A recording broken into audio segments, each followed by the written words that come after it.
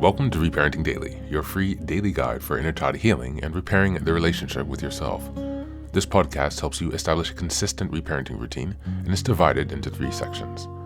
The first is the daily reading, the second is a discussion of the reading, followed by suggested journal prompts, and the last section is peaceful binaural beats meditation for closing. Good morning, good afternoon, and good evening from whenever and wherever you're joining us. I'm so glad that you could join us on this journey of self-expansion. If this is your first time here, welcome. As a celebration of passing episode 700, I've opened a free membership tier for the Patreon community so you can access additional resources and join the weekly Zoom calls for free. I know there's a lot going on in the world right now and that so many people are really struggling. My hope here is to still encourage others to continue the work on reparenting and to offer a free community where people can come together and do that. I'd also like to thank all of you who've been along on the journey so far. Just as a reminder, this is a free podcast, but you can support the project by purchasing the Reparenting Daily Journal, where you can follow us along all year. This 333-page journal gives you extra insight and resources for each week, and also provides space for you to keep your notes. Another way to support the podcast is to purchase the Fairy Tales for Reparenting series, volumes 1 through 3. This collection organizes famous and obscure fairy tales from around the world into the 3 phases of the hero's journey. While you might think that fairy tales are for kids, I'd like to challenge you. These stories contain profound truths and lessons carried down over millennia that we can use in our reparenting journey. It's a fun way to reconnect with your inner child. Each volume comprises 10 fairy tales. They include an analysis section to help you dive deeper into the message, as well as journal prompts and space to reflect on the story's meaning in your life. Lastly, you can also support the project by taking a paid Patreon subscription, by purchasing the books on the website, or by donating via Buy Me a Coffee. You can find all this information on the Support Us section of the website. So now, with these announcements out of the way, let's dive into today's practice. Today, we're going to be listening to a portion of a video, an interview, entitled How to Say No Without Feeling Guilty. This is an interview with Jay Shetty and Jefferson Fisher. You can find the link in the show notes. As always, we'll only listen to a portion of it. This is a reminder we're in July, and the theme for this month is establishing boundaries and assertiveness. We're in week 2, and the theme for this week is learning to say no. Now, I selected a short clip of this video because he does a great job of explaining why saying no causes guilt or other emotional challenges for other people. And he gives you a practice to walk through those complicated feelings, how to develop the resilience to hold on to your no, which is an important thing for us to practice as we're in the process of reparenting, because our boundaries are how we protect ourselves. There's a first round of our self-protection. So without further ado, let's go ahead and listen to the interview.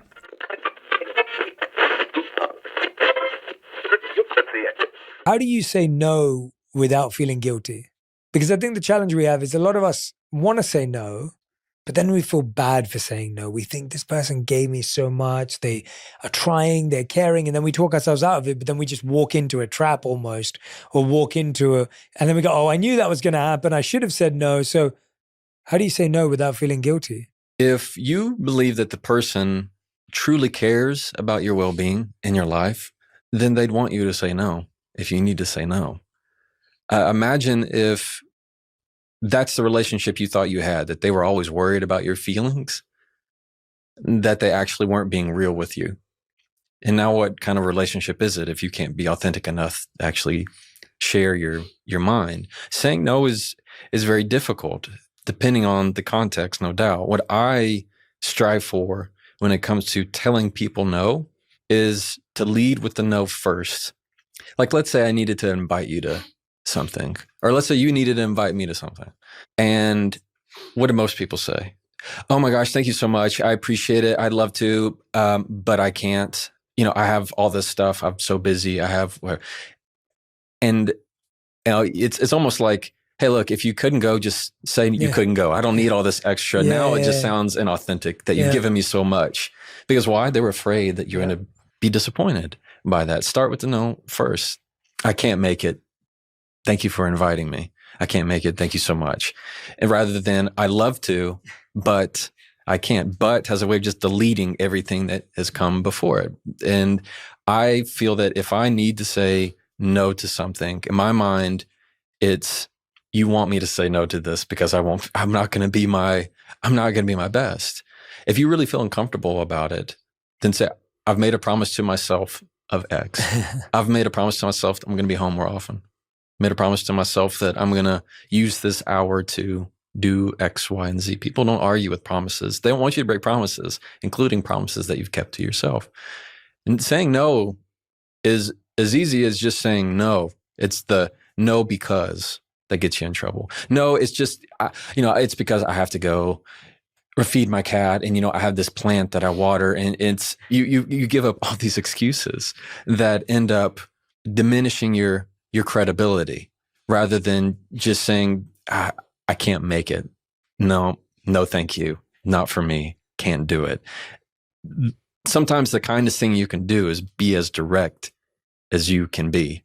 I agree with you. And I had to do that recently as well. And you always just don't want to let someone down, and you don't want to, make them feel bad. And you're so right. I always turn to just commitments I've made to myself. Yeah. Because I think because it's true. And I think you're right that when you say but, it feels like, well, I love that, but this is more important. It's and. Yeah, it's yeah. and, yeah. And when it's a promise to yourself, I'm trying to keep this promise to myself. And everyone knows how hard it is to keep promises to yourself. They'll encourage you. It's a real commitment. Yeah, It's a real commitment. And when it's genuine, it really lands. What do you do when the scenario is you say no and you do it in the best way possible, and someone's upset with you? And now you're towing this line between enabling them to make you say sorry and all this kind of stuff versus holding your standard. So someone asks you to come to a party or to help them out with something. You say, no, I can't. Kept a promise for myself that I'm trying to spend more time at home, can't travel. Now they try and make you feel bad about it. And there's someone that you consider a real friend, and they're not even trying to make you feel bad about it. They are just upset, and they're kind of reflecting that back on you. Do you do anything? What do you do? I'd give it a rest. Sometimes fires have to burn out. And if it's a true friend, let's say, and they just send this text of, this is just like you, never to come, and I always invite you, and you're always late, and let that die out, because when they're dysregulated, you become dysregulated. And then that's when you start saying things that you don't mean and saying things that are not going to help the situation. So give it 5 minutes before you choose to respond. In fact, if you can, wait until the very next day, because time has a way of sifting things out of what you need to respond to. And you're also giving them a little bit of grace of saying, I know they're upset.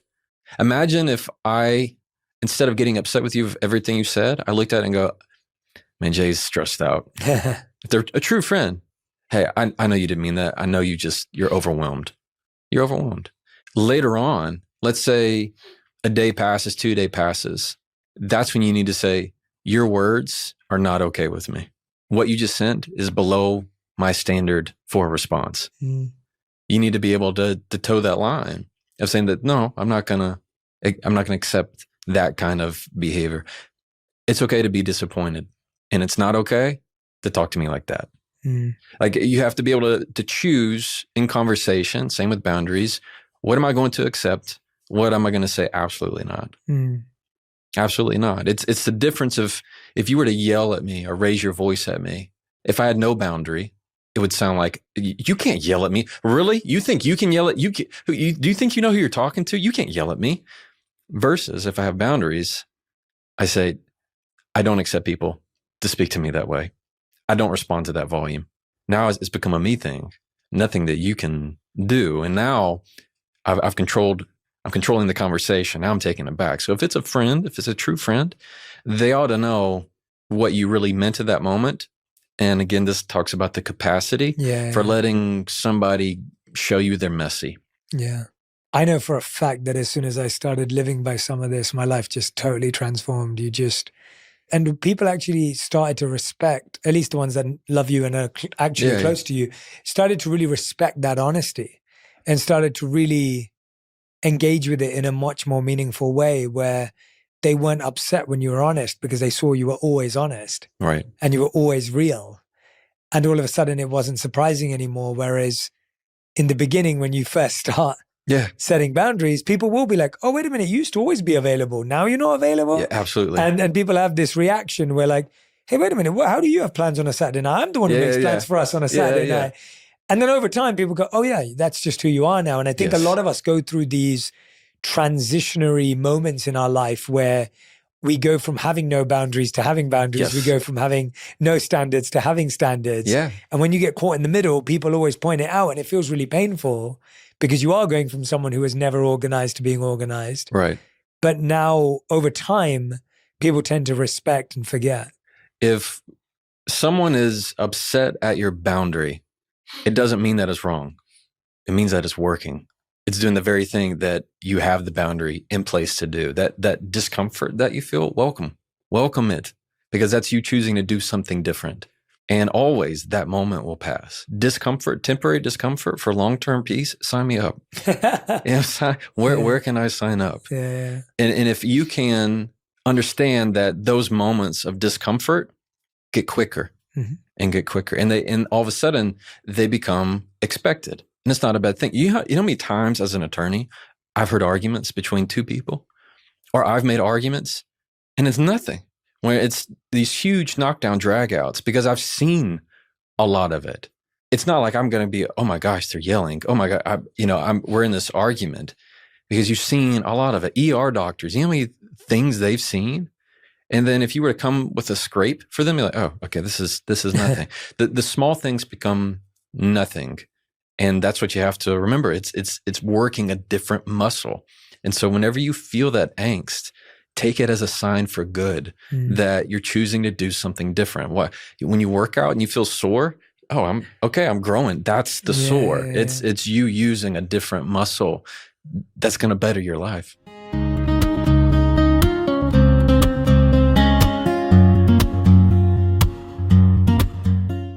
Hey guys, welcome back. I hope you enjoyed this interview and took away some lessons from this talk. Now, I'd like to focus in on saying no without feeling guilty. Having the strength and the courage and fortitude, I guess you could say, to protect and defend your boundaries, to stand up for them, and to learn how to say no appropriately. Is this something that has been a challenge for you, or is it one of the easier areas you have for setting boundaries? It's something that, if you come from a background where you're needing to reparent yourself, if you perhaps have CPTSD, it's normal to have some challenges with setting boundaries and holding on to them. And it's one of the most beneficial things that you can learn as a skill that will rapidly improve your life, because you will be stopping any leaks that you have, energetic leaks, emotional leaks, financial leaks. And so I cannot overstate how important it is to learn to release the guilt that you might feel when you say no. That is a hook that predatory people can sense in you and know that they can exploit. And so it truly is a matter of self-protection, self-respect, self-love, and preventing yourself from entering into burnout or other emotional and physical disease. And so as we reflect on saying no without guilt, let's think about some journal questions. Number 1, what areas in your life do you have the most difficulty saying no? Or where you have the most difficulty saying no? Are there certain people or situations? Number 2, are there any circumstances in your life or people, relationships where you feel you don't have the right to say no, where it's not an option? And number 3, over the next few weeks, what's one no that you can stop implementing to yourself that would really help you gain evidence and build evidence that you are changing your life and taking charge? One consistent boundary you can set with yourself or with someone else. That's it for today. As always, thanks for being here. Take care of yourself and please do be well.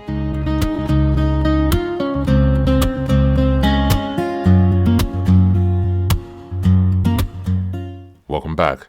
Now, this is the third and final section of the daily podcast. This is your silent meditation. Please find a place where you can be comfortable and undisturbed, where you can relax and spend some time with yourself for the next 10 minutes. You can choose to be sitting, standing, lying down, or in whatever position makes you most comfortable today. Just take some time to listen to yourself. Next, be sure that you're taking time to be with your breath and to connect more fully with your body. Don't be disturbed or overwhelmed by your thoughts. Simply allow them to pass. Just observe them.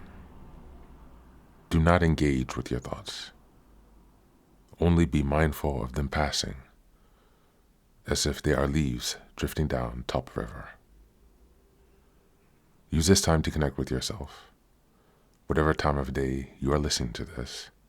Namaste.